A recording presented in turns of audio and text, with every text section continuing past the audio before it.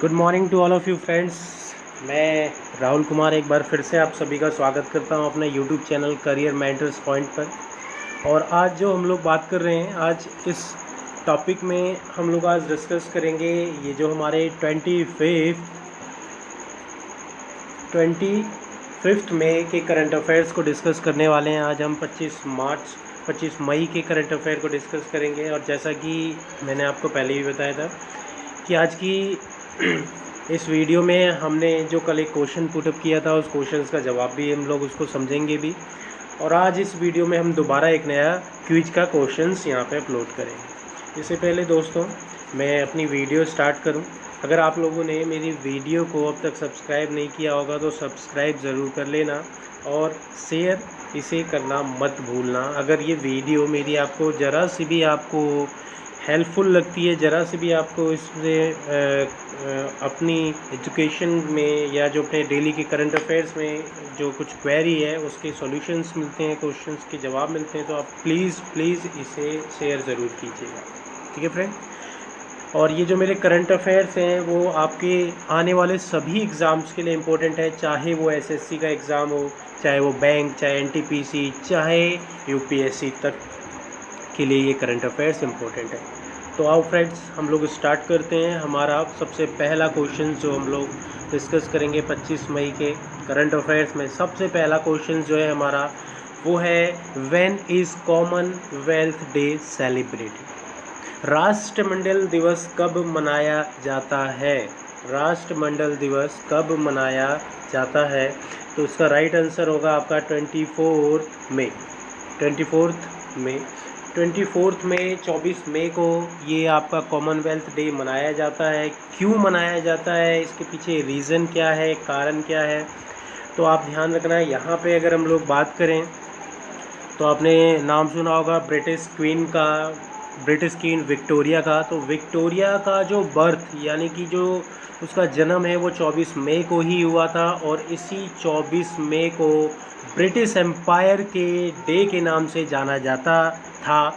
और इन 1958 में यहाँ पे ऑफिशियली 24 मई को कॉमनवेल्थ डे डिक्लेयर कर दिया गया। तो कब? इन 1958।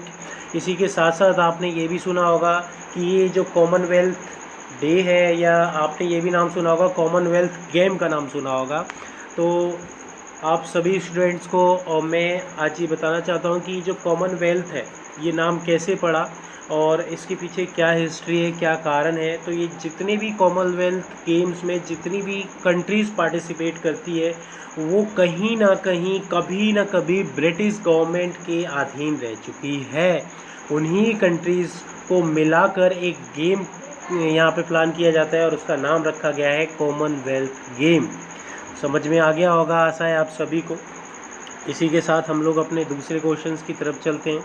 और दूसरा क्वेश्चन जो है, सेकंड क्वेश्चन, उसमें देखो क्या क्वेश्चन पूछा है, किस देश ने हाल ही में अपना नया अंतरिक्ष अभियान स्क्वाड्रन लॉन्च किया?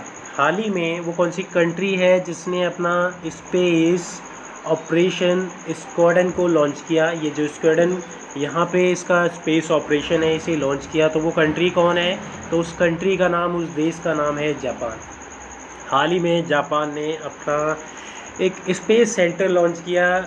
और ये इससे बेनिफिट क्या होगा, इससे फ़ायदा क्या होगा, इसके लॉन्च करने से जापान को क्या बेनिफिट मिलेगा? तो ध्यान रखना है, यहाँ पे अगर हम लोग बात करें, जापान के जितने भी सैटेलाइट्स हैं उन सभी सैटेलाइट्स की सेफ्टी, उनके बैकअप के लिए ये स्पेस यहाँ पे स्क्वाड्रन ऑपरेशन चलाया गया, जिसके तहत उसका काम क्या होगा, यहाँ पे इसका काम होगा कि वहाँ जितने भी उनके सैटेलाइट्स हैं उनमें किसी भी प्रकार से कमी या किसी भी खामी आए तो उसकी खामी को दूर करके वहाँ, इसीलिए यहाँ पे इन्होंने अंतरिक्ष में ये अभियान चलाया।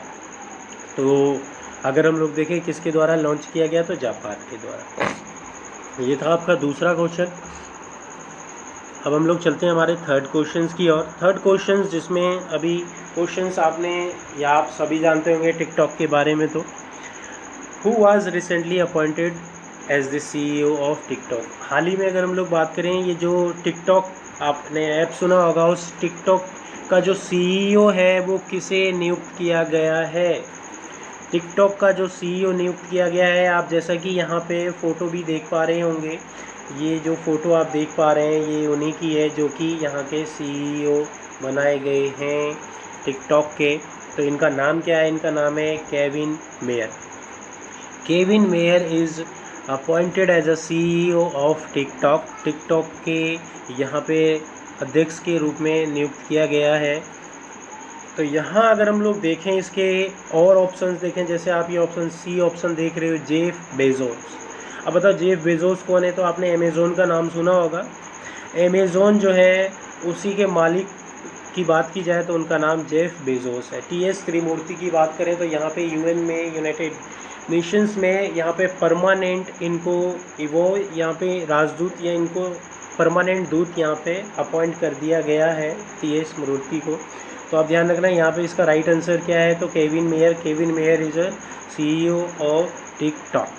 तो ये वीडियो आपको पता ही होगा, टिकटॉक जो कि चाइनीज़ ऐप है और आजकल आपने सुना भी होगा हमारे इंडिया में काफ़ी लोग इसका बहिष्कार कर रहे हैं। तो हम लोग उन सब मैटर्स में नहीं पढ़ेंगे, हम सिर्फ अपने करंट अफेयर्स की बात करेंगे। ये तीसरा क्वेश्चन था। फ्रेंड्स, मैं आप सभी को एक बार फिर से बता देना चाह रहा हूँ, आज ये जो फोर्थ क्वेश्चन है, इस फोर्थ क्वेश्चन की बात करें अगर हम लोग, पहले फोर्थ क्वेश्चन की बात कर लेते हैं। हाल ही में मोहित बघेल का निधन हो गया है। वो कौन है या किससे रिलेटेड थे? मोहित बघेल, आप इसकी फ़ोटो देख पा रहे होंगे। अब इसकी फ़ोटो जो आप देख रहे हैं तो आपने इसे देखा भी होगा। कहाँ देखा होगा? तो आपने एक पिक्चर देखी होगी सलमान खान की, रेडी। तो सलमान खान की जो रेडी पिक्चर है उसमें आपने देखा होगा एक छोटा सा लड़का रहता है। ये वही एक्टर है, ये वही एक्टर है जिसका नाम मोहित बघेल है।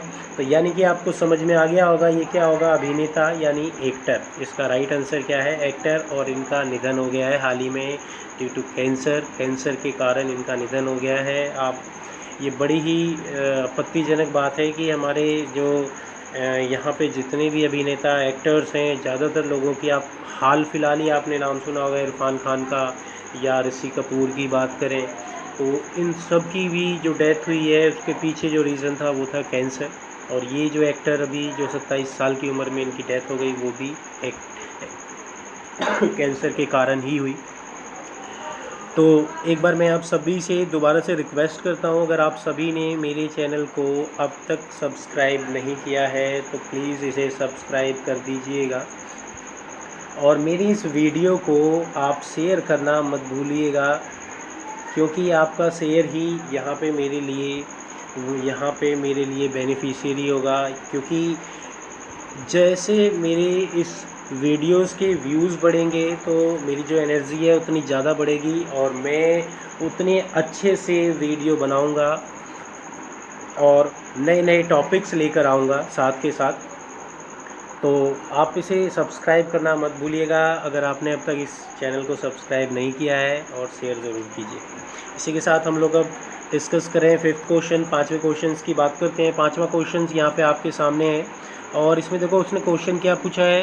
यहाँ पे हाल ही में जो आयुष्मान भारत के तहत जो कोविड-19 रोगी हैं उनमें से कितने रोगियों का इलाज किया गया है? किसके तहत? आयुष्मान भारत के तहत। तो यहाँ पे इसका जो राइट आंसर है वो 2300 पेशेंट्स, 2300 मरीजों का इलाज आयुष्मान भारत के तहत किया गया। अब ये आयुष्मान भारत है क्या? तो अगर हम इस आयुष्मान भारत की बात करें तो ये आयुष्मान भारत कब इस्टेब्लिश हुआ है, इसके इस्टेब्लिशमेंट की बात करें कब ये इस्टेब्लिश हुआ है, तो यहाँ पे ये 23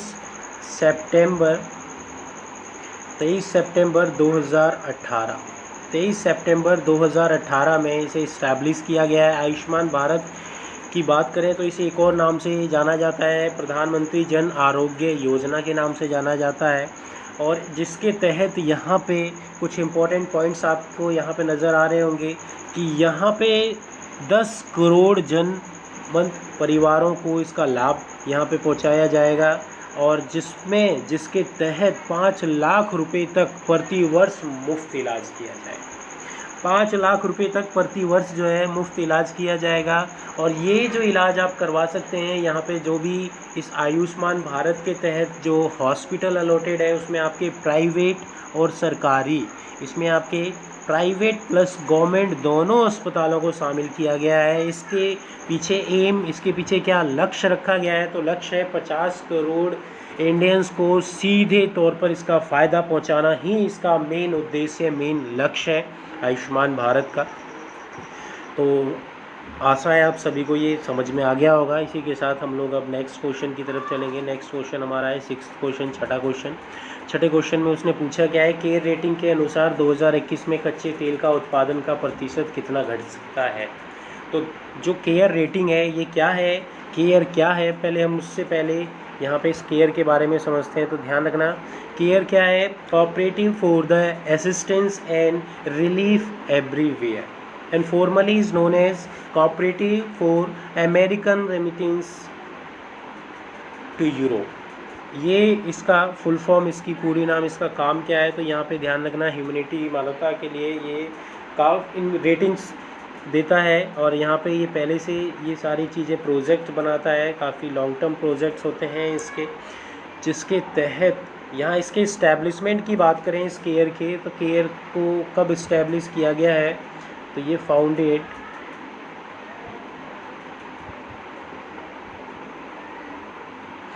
ऑन 1945, 1945 में इसकी खोज की गई, इसको इस्टेब्लिश किया गया, जिसके तहत यहाँ पे ये रेटिंग दी गई और ये बताया गया कि 8.9% जो कच्चे तेल का उत्पादन है वो 2021 तक कम हो सकता है। ठीक है, इसके साथ हम लोग नेक्स्ट क्वेश्चन की ओर चलते हैं। और नेक्स्ट क्वेश्चन हमारा जो है वो 7वां क्वेश्चन है, इंपॉर्टेंट क्वेश्चन है आपके लिए। Who has become the world highest grossing female player. हाल ही में अगर हम लोग बात करें वो कौन है, वो कौन सी फीमेल प्लेयर है, फीमेल खिलाड़ी है जो सबसे ज़्यादा पैसा कमाने वाली बन गई है, तो इनका नाम है नाओमी ओसाका। नाओमी ओसाका, ये नाओमी ओसाका, ये जो आप फ़ोटो देख रहे हैं ये नाओमी ओसाका की ही है। और ये लगातार चौथी बार, ध्यान रखना, ये अब तक 4 बार जो है यहाँ पे सबसे ज़्यादा कमाई करने वाली बन गई है, 4 बार। अच्छा, ये अगर हम लोग देखें तो यहाँ पे ध्यान रखना, इन्होंने ये जो आप देख रहे हो Serena William, option A, Serena William को पीछे छोड़ दिया है। और यहाँ इस नाओमी ओसाका की बात करें तो ये एक जैपनीज़ है, जापान निवासी है, जैसा आप नाम से ही जान रहे हैं ओसाका, तो ये एक जैपनीज़ है और जो सेरेना विलियम्स को पीछे छोड़कर कमाई करने के मामले में नंबर 1 की महिला खिलाड़ी बन चुकी है। इसके साथ ये क्वेश्चंस आपको समझ में आ गया होगा।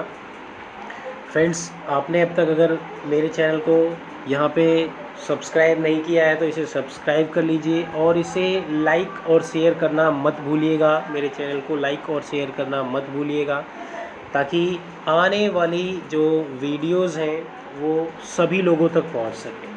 ठीक है, इसके साथ हम लोग आज डिस्कस करने वाले हैं 8वां क्वेश्चन। और इस 8वें क्वेश्चन की बात करें अगर हम लोग, का 8वां क्वेश्चन यहाँ पे क्या बता रहा है हमें, which state government has started fever clinic recently. हाल ही में वो कौन सा स्टेट है जिसने बुखार क्लिनिक शुरू किया है, तो वो कौन सा स्टेट है आप सभी को मालूम होगा, Madhya Pradesh. Madhya Pradesh is a right answer. तो मध्य प्रदेश जो है उसने हाल ही में बहुत सारी स्कीम्स लॉन्च की है, बहुत सारी योजनाएं ये लेकर आया है। तो उनमें से ही कुछ स्कीम्स, कुछ योजनाएं मैं आपके सामने यहाँ पे रखता हूँ, लेकर आया हूँ, तो हम लोग उन्हीं की बात करते हैं। सबसे पहली जो स्कीम लेके आया है वो जीवन अमृत योजना। और ये जो योजना, ये जो स्कीम है जिसके तहत इम्यूनिटी बढ़ाने की बात की जाएगी। और इम्यूनिटी से सीधे रिलेट क्या है, यहाँ पे जो भी कंटेनमेंट जोन जहाँ पे कोविड-19 के पेशेंट ज़्यादा हैं, खासकर वहाँ के लिए ये एक चूर्ण बनाएंगे और उस चूर्ण को वहाँ पे क्या करेंगे, डिस्ट्रीब्यूट करवाएंगे। चूर्ण जो बनाएंगे ये काफ़ी सारे यहाँ पे जड़ी बूटियों से मिलाकर एक इम्यूनिटी बढ़ाने वाला चूर्ण बनाया जाएगा। इसी के साथ एक और योजना जीवन शक्ति योजना, इसके साथ साथ टॉप पेरेंट्स ऐप यहाँ पे लाया गया, संकल्प योजना, सबसे ख़राब शिशु मृत्यु दर यहीं की है। तो यहाँ अगर हम लोग बात करें ये क्वेश्चंस आपको, इसके साथ हम लोग अब नेक्स्ट यहाँ देखेंगे अपना 9th क्वेश्चंस की ओर चलते हैं। और 9वें क्वेश्चंस में यहाँ पे इन्होंने क्वेश्चंस पूछा है, हाल ही में वो कौन सा राज्य है, वो कौन सा राज्य है, वो कौन सी सरकार है जिसने हाल ही में अपने स्टेट के, अपने राज्य के सभी खेल परिसर और जितने भी स्पोर्ट कॉम्प्लेक्स स्टेडियम्स हैं उन सभी को ओपन करने की अनुमति दे दी है, खोलने की अनुमति दे दी है। तो वो कौन सा स्टेट है? हरियाणा। हरियाणा की बात करें तो हरियाणा सरकार ने हाल ही में अगर हम लोग बात करें, हरियाणा सरकार ने ये अनुमति दे दी है कि अब यहाँ पे जितने भी स्पोर्ट कॉम्प्लेक्स हैं वो सारे ओपन कर दिए जाएं, जितने भी स्टेडियम हैं वो सारे ओपन कर दिए जाएं। ये सब हरियाणा सरकार के द्वारा ये यहाँ पे अनुमति दे दी गई है, परमिशन दे दिया गया है। इसके साथ हमारा आज की सीरीज़ का जो 10th क्वेश्चन है, लास्ट क्वेश्चन, हम लोग उसकी बात करते हैं। Recently who has been appointed as a chairman of Jammu Kashmir public service commission. Jammu Kashmir के जो PSC की बात करें यानी पब्लिक सर्विस कमीशन की बात करें तो इनका अध्यक्ष किसे नियुक्त किया गया है? हाल ही में इनका जो जम्मू कश्मीर का अध्यक्ष है वो किसे नियुक्त किया गया है? तो यहाँ पे वो है ब्रिजराज शर्मा। ब्रिजराज शर्मा। अगर गिरीश चंद्र मुर्मू की बात करें तो यहाँ पे अगर हम लोग बात करें, ये वहाँ के गवर्नर हैं। और अगर हम लोग देखें, इसके साथ ही हमारा 10th क्वेश्चन कंप्लीट हुआ। अगर हम लोग इनकी बात करें ब्रिज शर्मा की, तो ये ब्रिजराज शर्मा, जो ब्रिजराज शर्मा हैं ये CEO के चेयरमैन भी हैं, SSC के चेयरमैन भी हैं। और इसी के साथ साथ इन्हें जम्मू कश्मीर में जो PSC है, पब्लिक सर्विस कमीशन है, उसका भी अध्यक्ष नियुक्त कर दिया गया है, चेयरमैन बना दिया गया है। तो फ्रेंड्स, ये आज के हमारे टॉप 10 क्वेश्चंस थे। आप लोग इसे शेयर करना मत भूलिएगा। इसके साथ हम लोग बात करने जा रहे हैं अब आज का क्वेश्चंस क्या है और जो कल येस्टरडे का क्वेश्चन क्या था, हम लोग पहले उसकी बात करेंगे। तो सबसे पहले हम लोग बात करते हैं क्विज क्वेश्चंस फॉर येस्टरडे हमने एक क्वेश्चन पूछा था, not all animal migrated by choice अभियान की शुरुआत किसके द्वारा की गई? तो यहाँ पे अगर हम लोग बात करें, ये जो इसका राइट आंसर्स है वो है UNEP। तो यहाँ पे ध्यान रखना, ये इसके द्वारा, ये जो यहाँ पे अगर हम लोग देखें, not all animal migrated by choice अभियान की शुरुआत UNEP के द्वारा की गई है। एंड अगर हम लोग देखें तो यहाँ पे WCC भी, इसके द्वारा आप जब क्वेश्चन सर्च करोगे तो ये WCC भी आपको शो करेगा। WCC भी के थ्रू यहाँ पे ये चीज़ें लॉन्च की गई हैं, लेकिन टुगेदर UNEP, ठीक है। इसके साथ हम लोग बात करेंगे आज के क्वेश्चंस की। क्विज का जो आज का क्वेश्चंस है, आज के क्वेश्चन की बात करें अगर हम लोग, तो आज का क्वेश्चन है which country has recently launch the world first 3D anchor. अगर हम लोग देखें कि जो सबसे पहली 3D न्यूज़ की जो एंकर है वो कौन है या कौन सी कंट्री है जिसने सबसे पहले अपनी 3D न्यूज़ एंकर यहाँ पे लॉन्च किया है? तो इसका राइट आंसर आपको बताना है। ऑप्शन ए है जापान, बी चाइना, सी यहाँ पे अमेरिका, जर्मनी।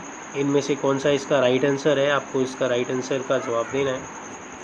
ओके फ्रेंड्स, तो अगर हम लोग बात करें आज की इस वीडियो में, हमने आज 25 मार्च के करंट अफेयर्स डिस्कस किए। इसी के साथ मैं आप सभी से अलविदा लेता हूं। मेरी इस वीडियो को लाइक, शेयर और सब्सक्राइब करना मत भूलिएगा। जितने ज़्यादा शेयर आप करवाइएगा उतनी ज़्यादा मैं यहाँ पे एक्साइटमेंट और मैं नई वीडियोज़ लेकर आता रहूँगा। ओके फ्रेंड्स, बाय, फिर मिलते हैं।